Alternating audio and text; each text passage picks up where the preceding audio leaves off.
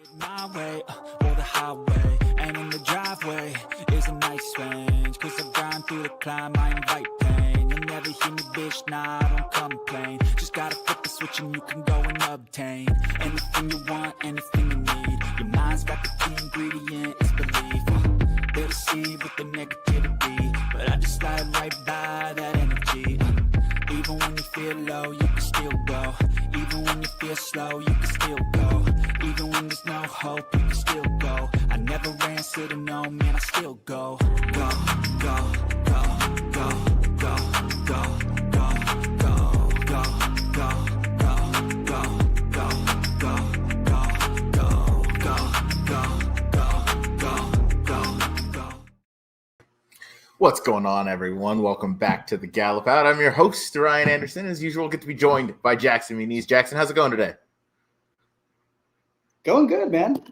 We finally hit something at Churchill. It's been a rough couple days at Churchill Downs last week, but you know, our guests and I played together in the tournament and went pretty well, so can't complain. And now we're playing a contest on Saturday that we're going to talk about, so pretty excited.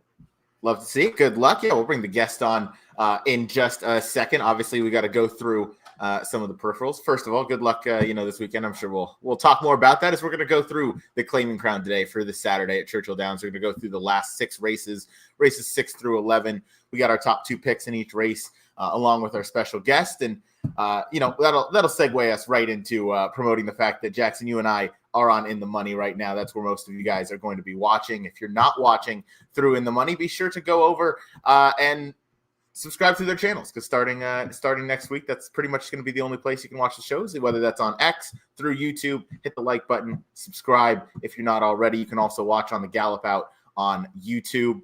But those will pretty much be the three streaming platforms. So be sure to check out all the In the Money content at inthemoneypodcast.com. And as I said, we're now on In the Money, and the audio is available anywhere you get your podcast: Spotify, Apple. That's the only 2 that come to my head. Other than that, let's bring on our special guest. He's with In the Money. We've had him on a few times, but Jackson, he was your tournament partner today. It's Mikey P. Mikey, what's going on, brother? Good to be here. Glad to have you guys on the ITM network. Looked like we had quite a few views last week on the In the Money YouTube channel, so that was excellent, and glad to have you guys on. Always good to talk to you guys, talk horses, and Jackson's like I don't know, he's probably like one of my best friends now. The way we go every day, we're looking at races and playing contests. So yeah, always good to hang out with you guys. Love it. Always good to have you. And yeah, thank you everybody for all the support last week for the first show that was on In the Money. That was tremendous. So hopefully we just keep that ball rolling as we get into a race that I don't know what you guys think, but this was as difficult a sequence as any of the Breeders' Cup races that we had to handicap a couple weeks ago. Before we dive on into it, your thoughts on the sequence, Jackson, and then Mikey. It's terrific. Like you said, we're going to cover the pick 6, and all 6 races I thought top to bottom were just phenomenal. They're deep, they're competitive. You can make cases for several horses in there, and it's gonna be a lot of fun. And it's really cool to see these claimers get their day in the spotlight, running for more money. A lot of them coming from different places, and these are the bread and butter of our game. These are claiming horses. They're not hard triers. They run every 3 weeks, every 4 weeks. They're running all the time. So we're really excited for Saturday. Me too. Mikey, your thoughts on the sequence as we go through the pick 6 today on Saturday? Yeah, a big claiming crown fan, honestly. They've been doing this for quite a long time. They used to do it at Canterbury, then it kind of moved around the country a little bit. Nice to see these claimers. Now I think the horses have gotten a lot better in the claiming crown. It used to be a lot of those hard-knocking mid-Atlantic type horses in the claiming crown. Now you got some really nice horses in here. Some horses that are stakes horses, that are allowance horses now that are eligible for these conditions. So these are fun races. It was and the fact that now that's moved to Churchill, I think that even adds a lot more light to it, a lot more eyes on it. So yeah, but this is great betting, and always enjoy these claiming crown days. Yeah, claiming crown's fantastic. 1.1 million in purses, 11 races to get to. So let's not waste any time. We have 6 races and 3 of us on the screen. Picks are up for race number 6 as we kick things off. We're going to mile and a 16th for that starter allowance. 8,000 condition, $100,000 for the purse. Going to mile and a 16th on the main track. I went 6-10. Jackson, you went 10-5, and Mikey, you went 6-5. So we're using a combination of the same 3 horses. Mikey, we'll start with you, a horse that both you and I landed on as a top pick, 5-1 on Curling's Malibu. Yeah, I do like this horse. I do think that Sayas getting up is intriguing, has ridden this horse in the past, and it's just in very good form. The Colonial horses are doing very well, shipping all over the place. Got a big number there in a starter allowance race back in August, and then showed up in a race against Double Your Money. Well, that was a nice race there back in New York on October the 18th. So I just think that this horse is in good form. He's facing better horses, and he stands to get the right trip. There's plenty of speed in this race. So I just think that, given the circumstances of the race, his class, the fact that he's going to get the right spot in this race, I just think that he's the right play. 5-1, I think, could be a little high on that morning line. I think he's going to be less in here, but there's plenty of other ways you can go. The Time for Trouble is another classy sort. It's been running in stakes, but it's all these marathon races, right? I mean, he's racing against like Parchment Party, who went to the Melbourne Cup. He's facing horses like Awesome Aaron, Tennessee Lamb. Those are really nice high-level stakes horses. But if you look, mile and 3/4, mile and 3/16, mile and a half. So he's got to shorten up in distance, but maybe his class can carry him in this race. He does have a win over the racetrack. He has wins at this distance also. If you look, he has 4 wins and 6 starts at the very similar distances. So he's been there before, just not there for a while. So I think it's probably one of those two. I could see the 1 as a long shot type play also, but this is a good race and good way to get started in this pick 6. Yeah, good way to kick things off. You went over a few horses there. I'll start real quick. Curlin's Malibu, a horse that I picked on top as well. I'm with you. I thought the effort 2 back going the mile in a 16th fit really well. I think there's plenty of pace in here to set up for him today, or Saturday rather. And you mentioned the Colonial horses, and they've come back this year to be pretty formful races. Sometimes those races can be, outliers. They can be kind of one number figures, but a lot of the horses that have come out of that meet have come back to kind of replicate those at various different tracks, and they're doing pretty strong. So I'm with you. I think Curlin's Malibu is going to take a little bit of play on the morning line, but going to be my top pick in here. You give some love for Time for Trouble.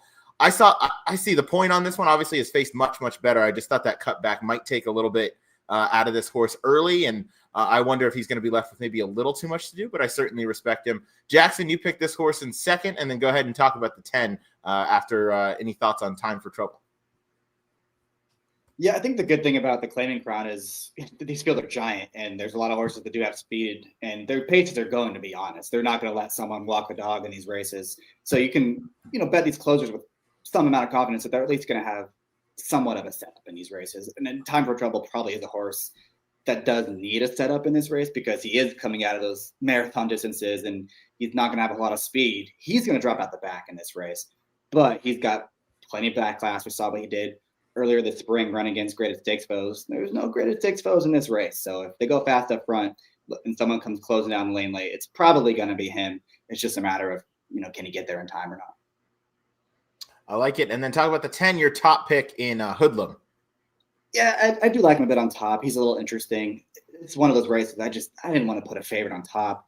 I just feel like it's one of those really competitive spots. And that race at Keeneland I thought was maybe a little bit better than it looked. I think Sias had to move a little early because My Noble Knight moved early on the turn and he could not let that horse get away. That was the favorite in there, and he probably felt like he had to go after that horse. Probably missed. I don't think it was his fault. I just think he moved earlier than he wanted to.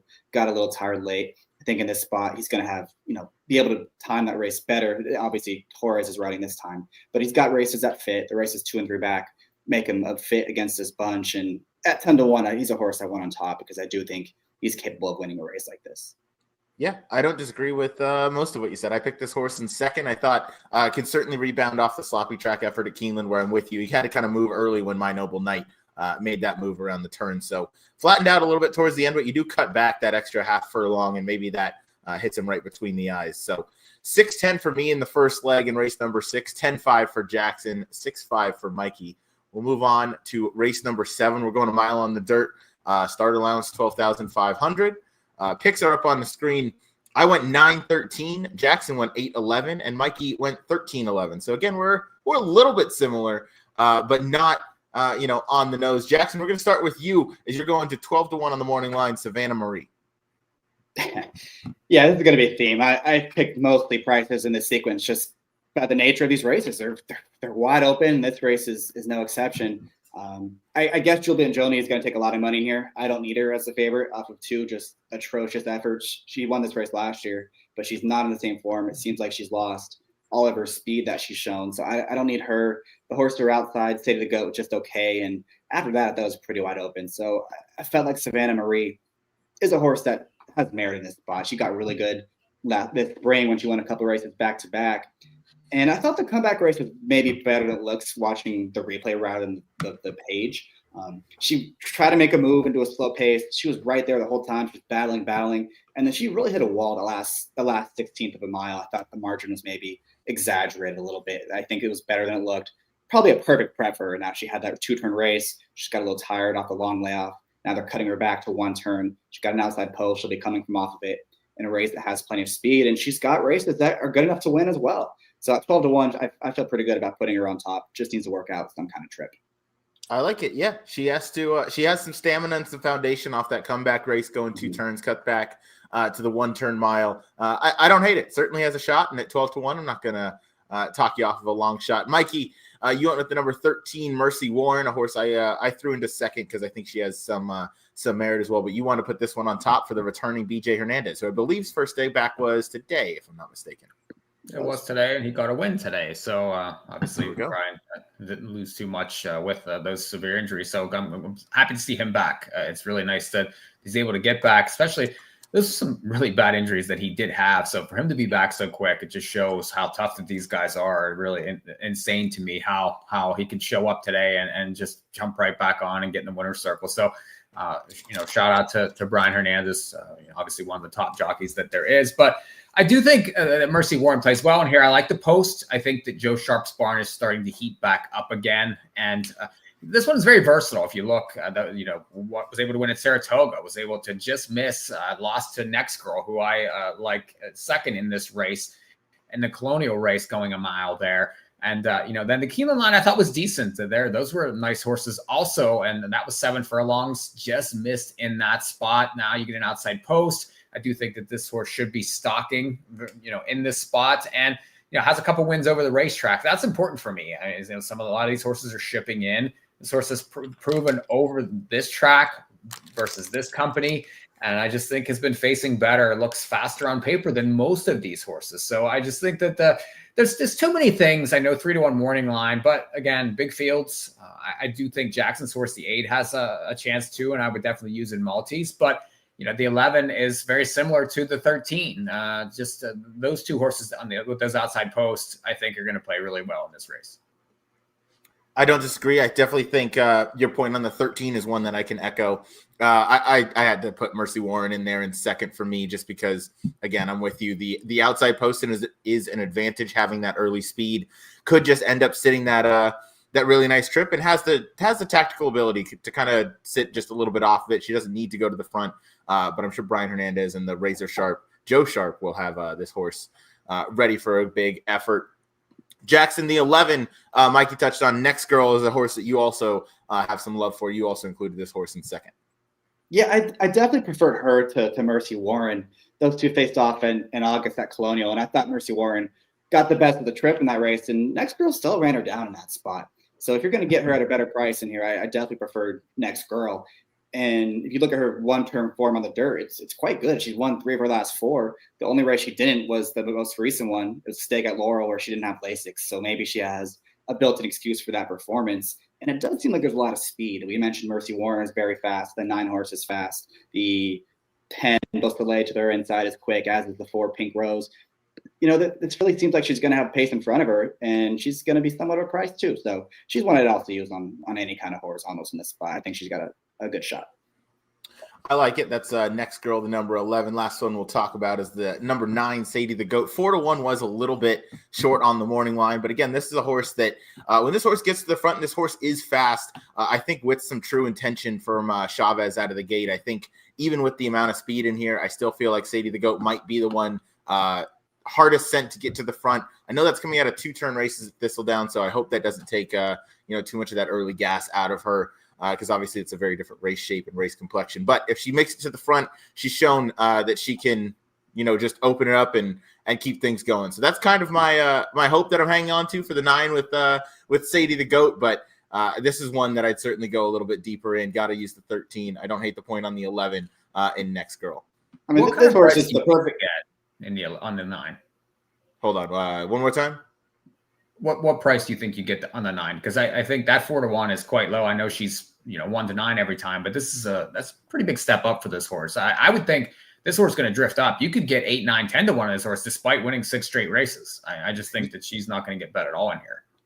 I'm with you. I wrote on my notes 7 to 1, so I have her hopefully somewhere in that area. Just because I'm with you. The low level connections, even though she's won her last 3 at 1-9, I do think she's not going to take much money in here, and you can't knock a horse in good form. So yeah, winner of 6 straight. Hopefully she can take that step up and bring the claiming crown from Thistledown. So we'll see. But I'll go for the 9. Jackson, do you have a question as well?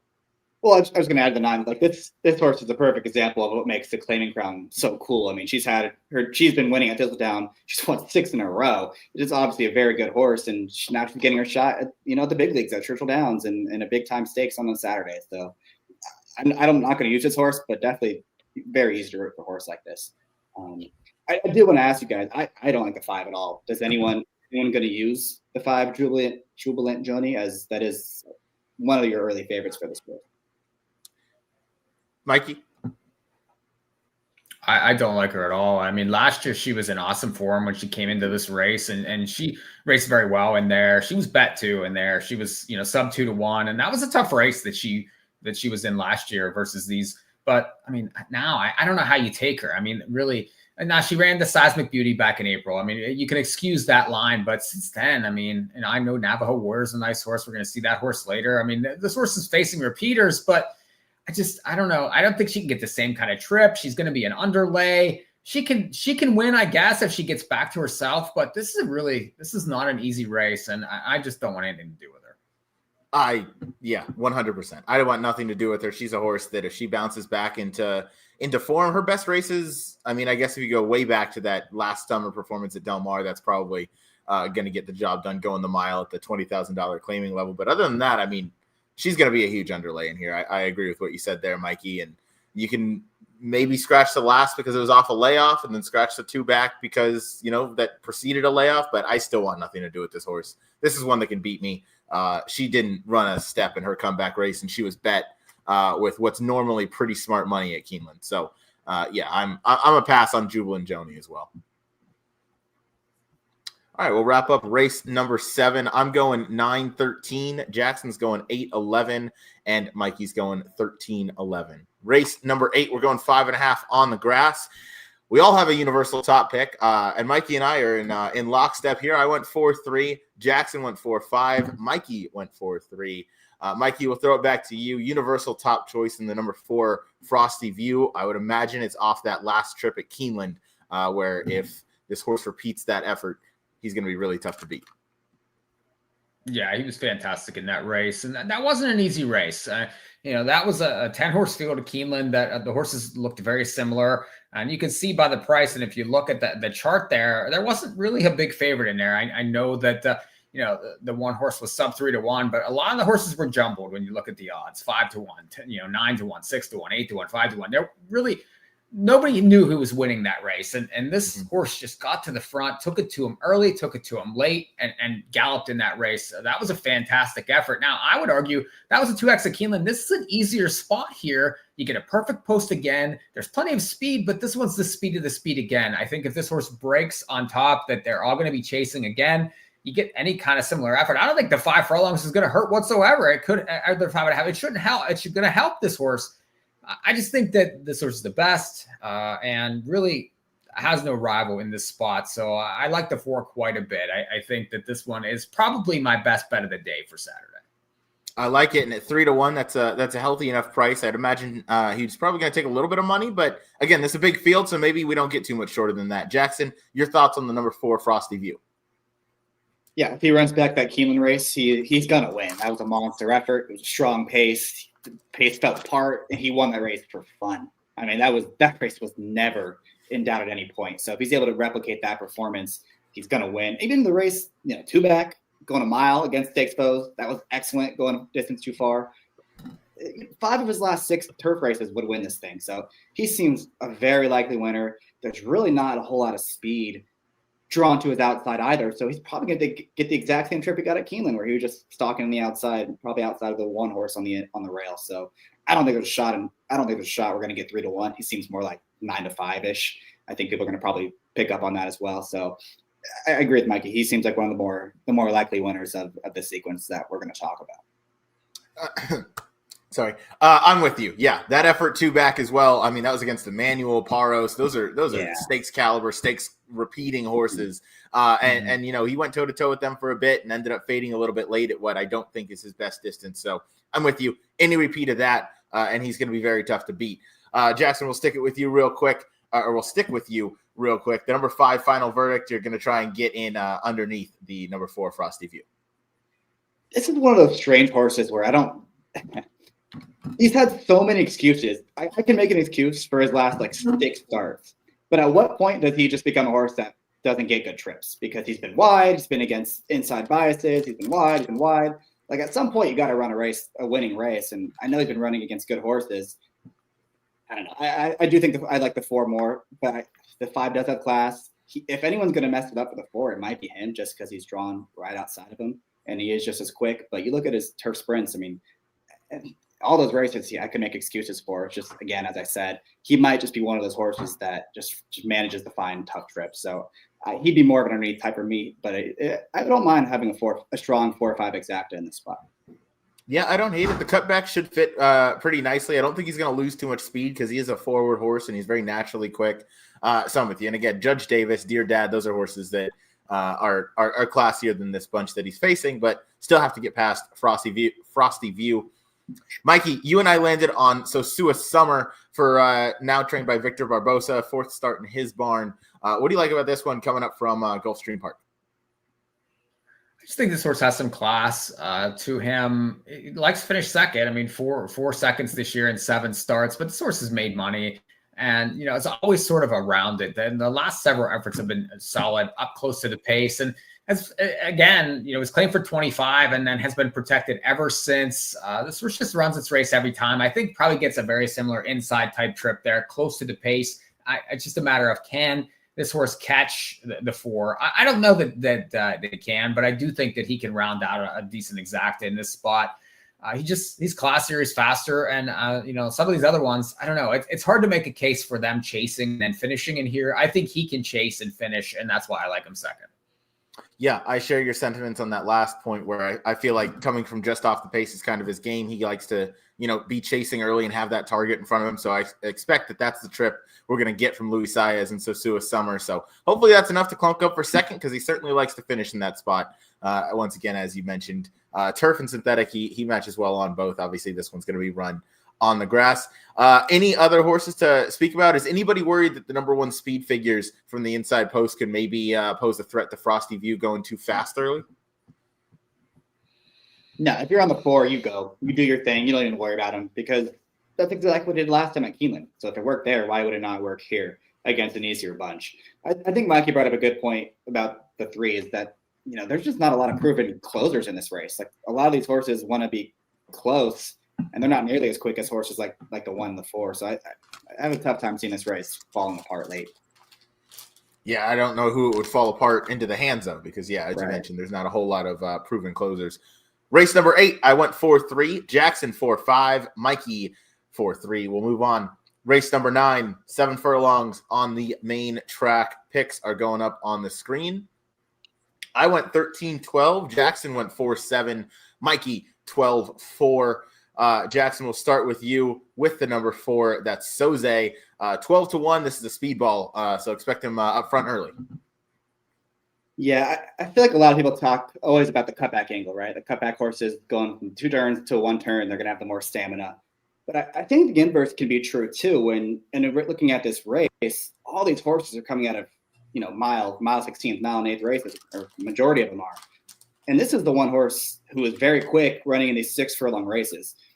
And, it can be a little bit of a shock to the system of these other horses that are been galloping along at slower paces. And now they're thrust in this race with a horse like Soze, who's just going to put the pedal to the metal and make everyone else go faster and maybe negate or late kick.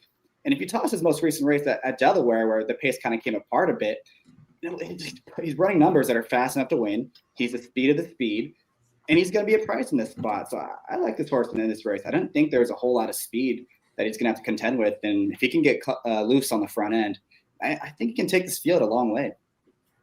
Yeah, I respect this. I respect the pick, and I like the point that you brought up at the beginning of that, where sprinters stretching out is kind of similar to the inverse of deep closers cutting back, where you get to stretch that speed out, so it's more natural for them, and then the closers, you kind of get to they have that late turn of foot in a more compressed space as opposed to stretching out. But either way, I like the 4. Mike, you have some love for the 4 as well as you pick this one in second, and then you can talk about your top pick, the 12.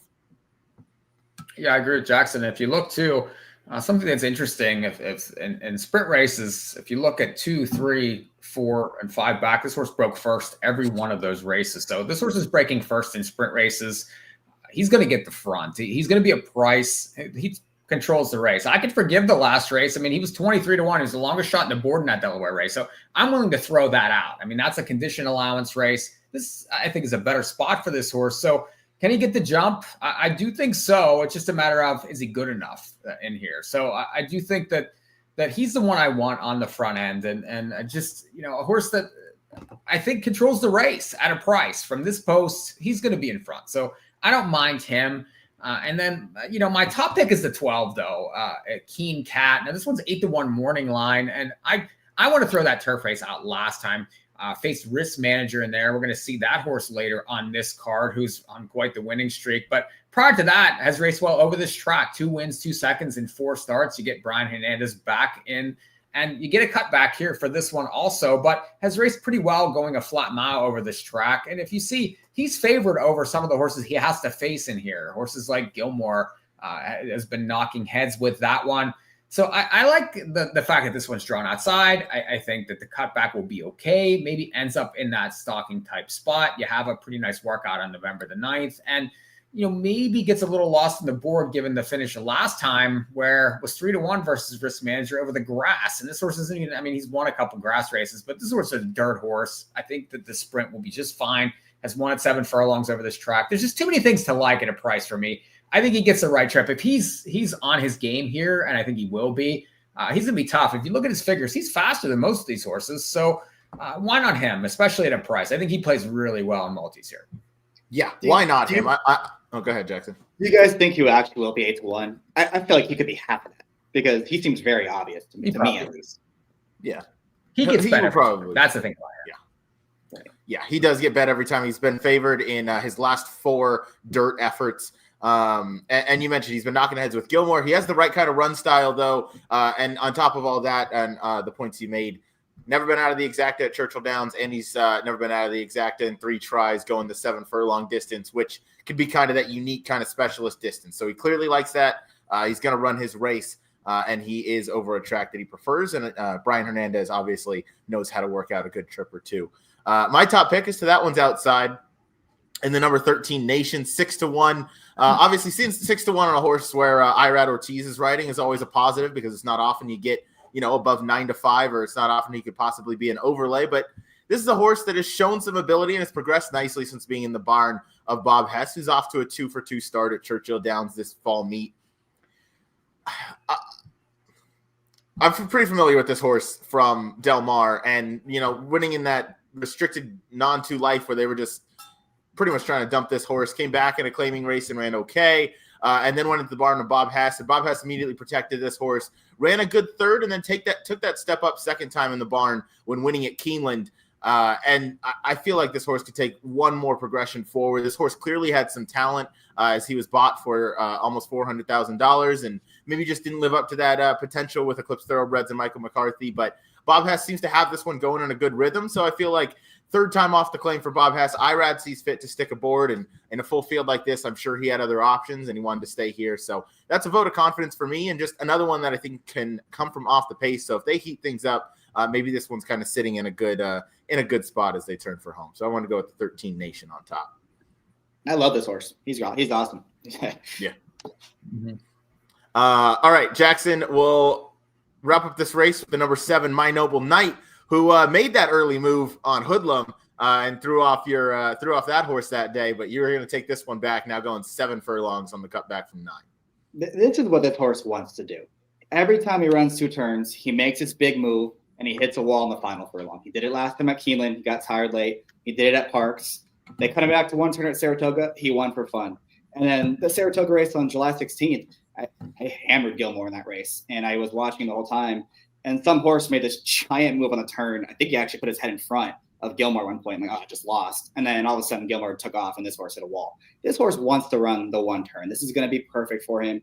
The cutback is what he's always wanted to do. He's going to be tactical enough to put himself into the race, and I think this distance is going to hit him right between the eyes. So he's the horse I would definitely be using on all my horizontals as well, because he is finally in a spot, I think, where he can thrive. Yeah, this does seem like the good spot for him. I'm with you on the cutback. I think that's positive. And Tom Amos and Jose Ortiz, mainly Tom Amos, him at this level with these claiming horses is one of his strongest. So I'm with you. The cutback could be beneficial. This is another big spread race for me. It's tough to have a really strong opinion. Did anybody like the 14 at all? I thought he's another. I mean, this is a wide open race. You can make a case for a lot, but I thought he was a little interesting too. I didn't. I've never liked this horse, to be fair. So, he's beaten me plenty of times, and early on in his career, I had him, and he cost. So he's one of those that I filed the divorce papers with, and he does kind of fit at this level, but it feels like he really only has one way of going, and he has to be really feeling himself to get the job done, and I don't want to trust in a horse like that. Fair. Mikey, any thoughts on I prefer the 14 to the. Yeah, I prefer that one. I think that one is more a sprinter than the 7. You say that, Jackson, you said the 7, wants to sprint. But if you look back, I mean, at the overall line, this horse is always going 2 turns. Now, the Saratoga race, that's like a turn and a half. So, and then some horses do like that configuration. But that's the biggest number on the page. And there's a ton of 2-turn races for this horse. The couple sprints this horse did have were not very good. And even the 1-turn miles at Gulfstream were just okay. So I'm not sure if this horse has 25 starts and very minimal sprints. But I mean, I understand the horse, but I just don't know if the sprint is going to be ideal for him. You're probably going to get a price. Whereas at least the 14, you have a lot of sprint wins there. That one has some big numbers to go back to also, but sort of stuck at that 1X level. I don't know. I just think this horse is maybe an upper level claimer. There's just other nicer horses in this race. Would this horse surprise me? Probably. I think that maybe underneath. I don't know that I would use in picks. I just prefer others. Yeah, I like all the reasoning there. We'll wrap up race number 9 one more time with the picks for our audio listeners. I went 13-12. Jackson went 4-7, and Mikey went 12-4. We'll go on to race number 10. Race number 10, we're going 9 furlongs on the dirt. Starter $25,000. Picks are up on the screen. I went 6-2, Jackson 8-12, Mikey 7-12. Jackson, I think you're up, if I'm not mistaken. So we'll go to the number 8, Legree, 30-1, Rudy Rodriguez and Axel Concepcion. Sell me, go for it.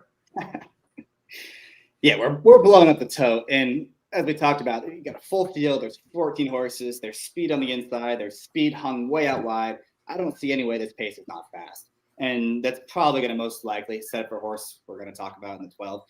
But I think if we're picking a bomb in this spot, I do think Legree is a little interesting.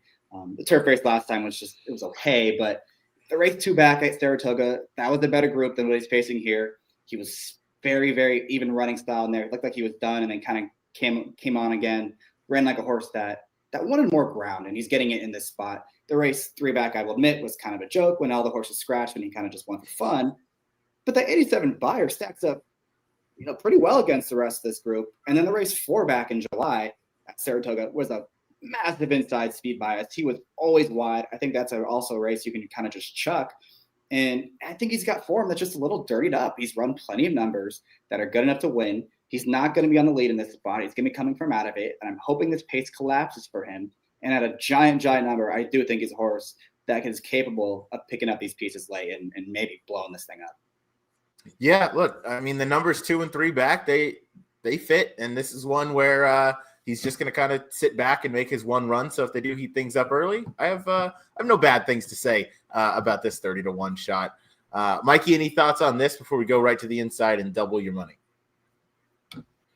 I mean, I do think that it's a little interesting in there, especially at that price point. Would need things to go his way, but when you're taking 30-1, that's fine. And the fact that Rudy shipped this horse here makes it very interesting in this spot. I think that that's a nice pick. I wouldn't be shocked if that horse won the race, and especially at that price, definite use in multis. I think that's a horse you want to on this day to maybe find, and certainly not impossible, especially if he runs back to the races 2 and 3 back. So I don't mind that one at all. Actually, I like that horse that Jackson threw out. The 7 I just think is interesting from a class standpoint. I like his last 2 races. And I mentioned this horse earlier on this podcast that he's just racing very well.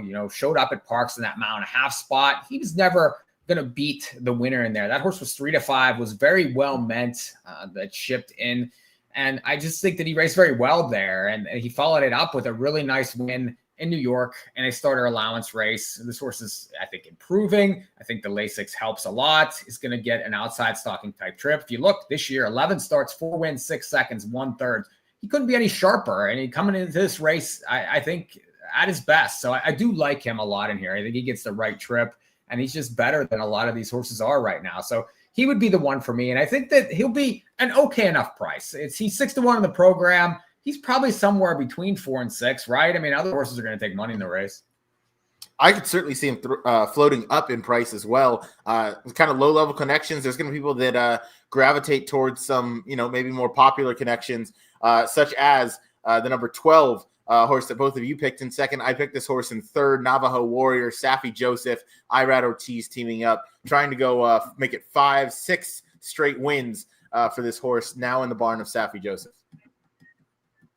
He is the textbook example of the light bulb ankle, because this horse could not win at these lower level claiming races, and he finally won, and he split the switch, and he has been nothing but phenomenal ever since.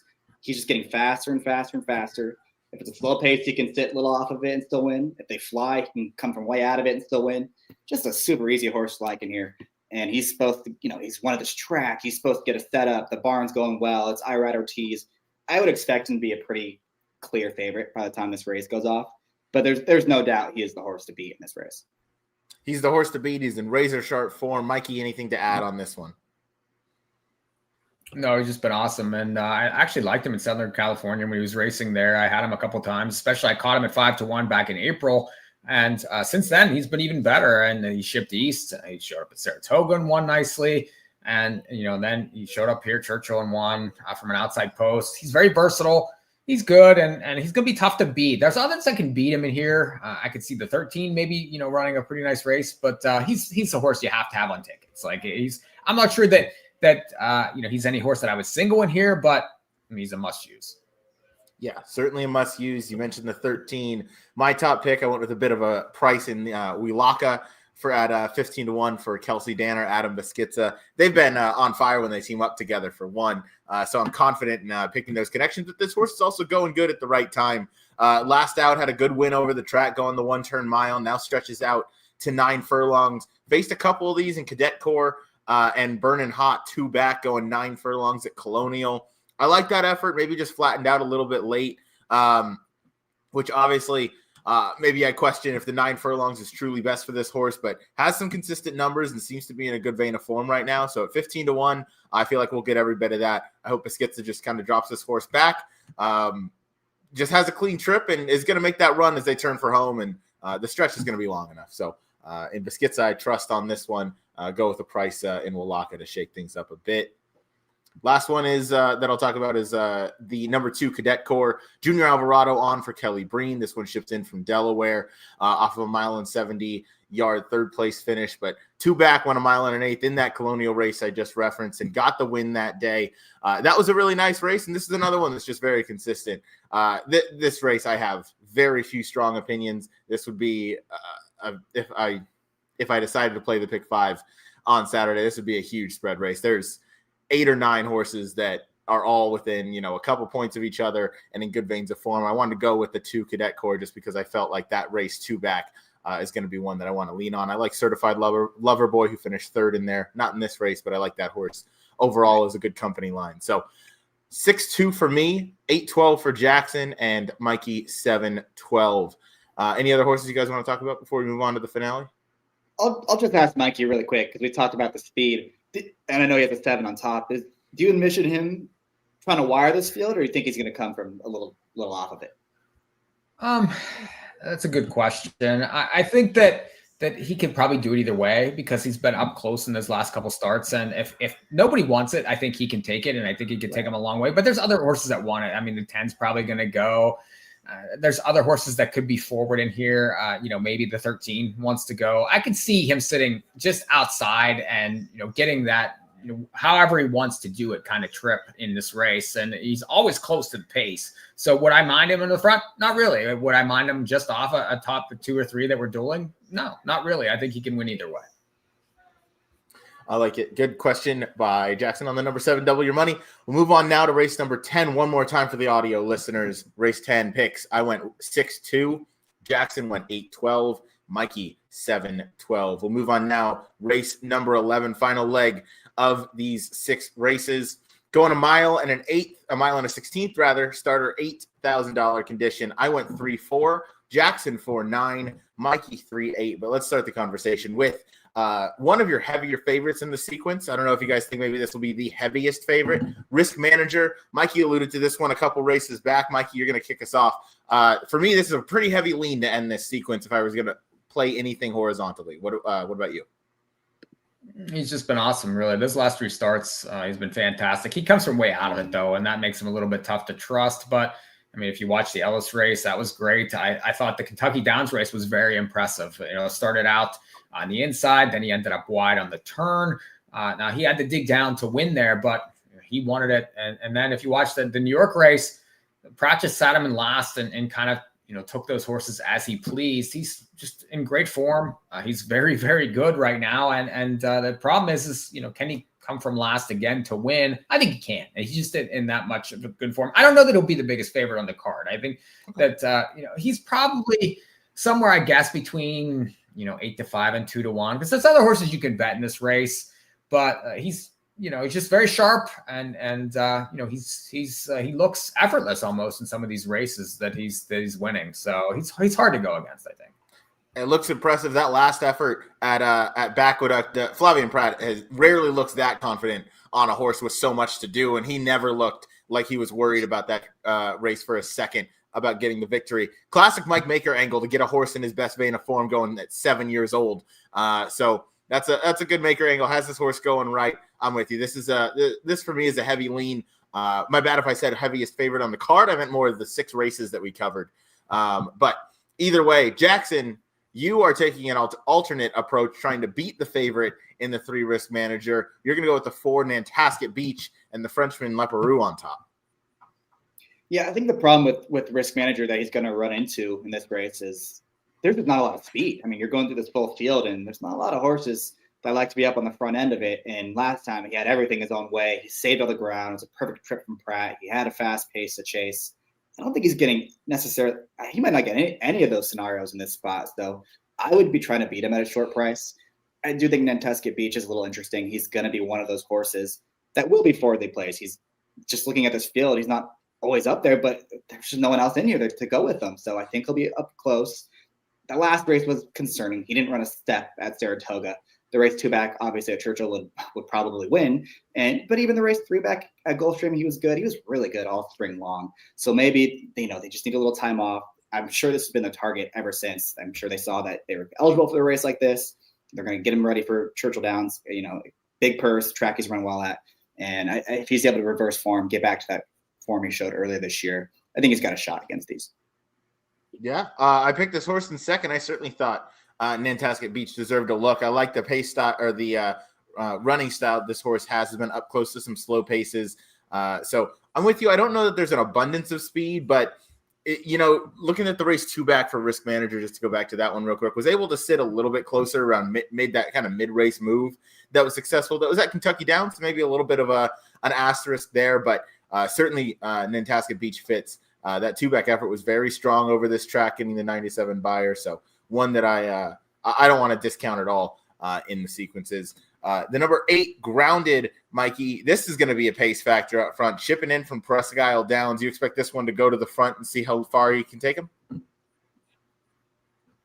Yeah, I don't know that he's a turf horse, but I will say that, he has 14 synthetic wins, but he's got some class to him, and he's been facing tough horses. The numbers aren't super fast, but he does have a pace edge in this race. The fact that they're here There's no Encinos in this race, so he's going to be up close. His turf lines are just okay, but this race, there's no real huge killers in here. I do think that I like the pace edge. I like who he's been facing. He's having a fantastic season, and he's going to need to be caught in here. So, I mean, maybe the 9 sits off him. I don't know if he's quite fast enough to beat these horses, especially the 3. But I do think, like Jackson says, there's not a ton of speed in here. So, yeah, I mean, he's, the pace edge and the class factor alone make him a play for me. And he's 6-1 morning line. And I do think you can get that in here because the 9's going to take money. The 4 will take money. I'm sorry, but, that 97 sticks out to everybody. 97 over this track, 8-1 morning line. No, he's going to beat 2, 3. I mean, he's going to take a ton of money in this race off that line. I don't know if he's good enough, but he's going to be bet in here. So I like the 8 a little bit more. Yeah, I'm with you that there's no Encino. I'd probably push back a little bit at 2-1 for Nantasket Beach. Probably around 4. Maybe, I think maybe around 4. I do think the horse probably a little low. You might need a track for that. That's fair. I do think the number 9 Echo Lane is going to take some money, and this is one I anticipate being forward. I know maybe that's not his run style always, but Saya's aboard outside draw. I would expect Louis Saez to get him out of there and get some forward position. Whether or not that's right on the lead, I don't know. But hopefully that's going to be a bit of a pace factor. And then any thoughts on the Rail Runner and Gewürztraminer, Manny Esquivel? Is this a pace presence to you guys, or is this one that's not exactly fast enough early, even though he's been up close in some races? He's got one chance to win, and it's to go. If you believe that last number, you're supposed to love him in this spot, right? Because I don't know where it came from, but damn, he looked good doing it. I mean, he smoked that field. It's just a matter of, can he do it again? Because that number just sticks out like a sore thumb from everything he's ever done on the turf before. But there's not a lot of speed, so if they just leave him alone up there, I mean, I won't be shocked. I had him 3rd.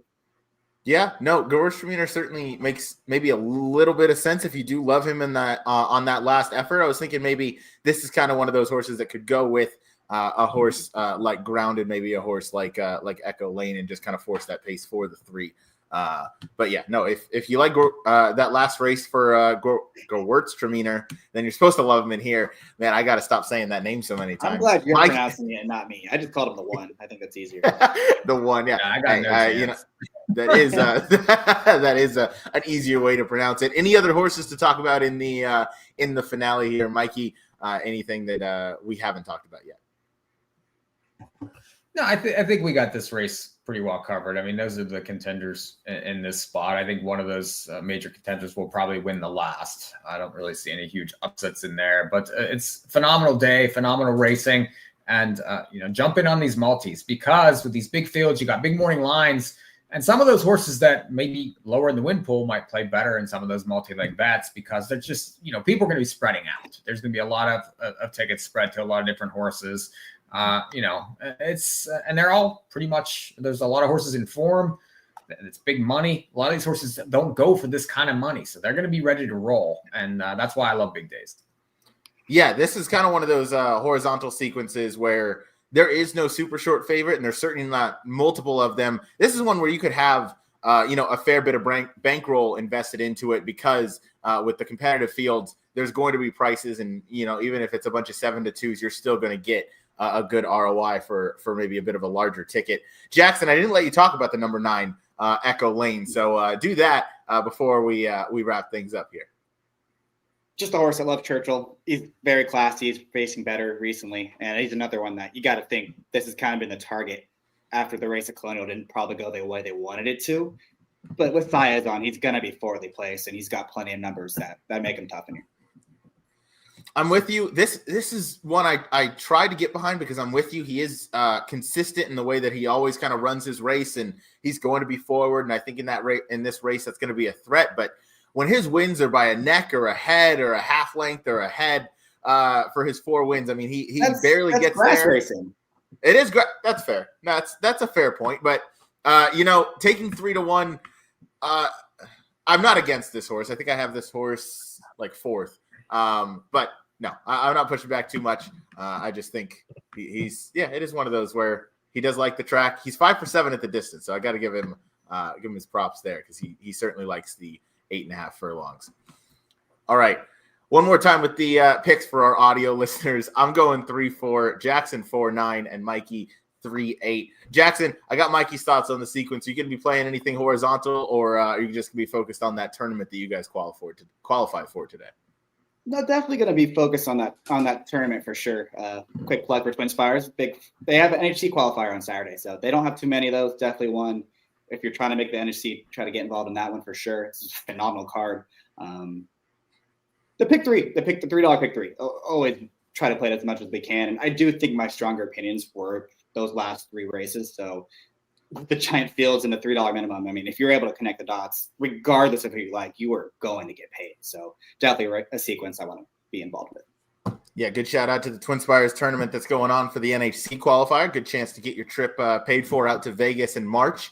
And then, that $3 late pick 3 that's now becoming, regular at a lot of these main tracks with that low takeout.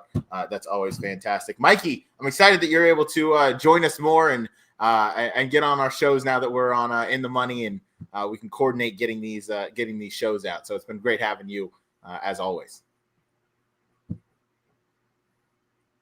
Yeah, appreciate it. And I know you guys joined us for a Plus show this past weekend, and we're going to have you back for another Del Mar Plus show this weekend coming up. So if you're not a subscriber to In the Money Plus, you can go to inthemoneypodcast.com/plus and check that out. Lots of great information and more stuff from us. And really, that's worth paying for, I think. Without a doubt it is. You get a lot of sharp content on there. Jackson, you and I were going to cover Del Mar's Saturday card tomorrow on this channel. However, that seems a little bit up in the air because on a very rare instance, we are supposed to get a lot of rain. In California, yeah. Who knew? Who knew? And apparently it picked a good Saturday of racing to do it. So their status is up in the air. They're going to announce it tomorrow morning. The card is out, and the card looks very competitive. If they do not cancel, which I think there's a meeting somewhere around 9 a.m. tomorrow, so we'll be able to find out pretty early on. If they do cancel, we are going to pivot to the New York, the Aqueduct late pick 5 sequence.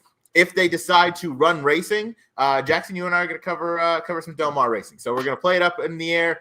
Obviously, good card out west here at Del Mar, and good card out east with, I believe, the Knickerbocker coming up this weekend as well. So we'll wrap things up on this channel for this show for right now, though.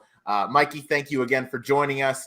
This has been the Gallop Out. Please like and subscribe to the Gallop Out on YouTube. Please go over to In the Money, where you're going to find all of our podcasts. Again, starting about next week, it will only be on those channels on X and YouTube. Go to In the Money. I'll just throw the banner up so I don't inthemoneypodcast.com and check out all their content. Join In the Money Plus so you can see hear Jackson, Mikey, and I talk Del Mar once again this weekend. We'll be back tomorrow with either New York or Del Mar, weather permitting. Thank you guys for watching, and we'll see you guys tomorrow.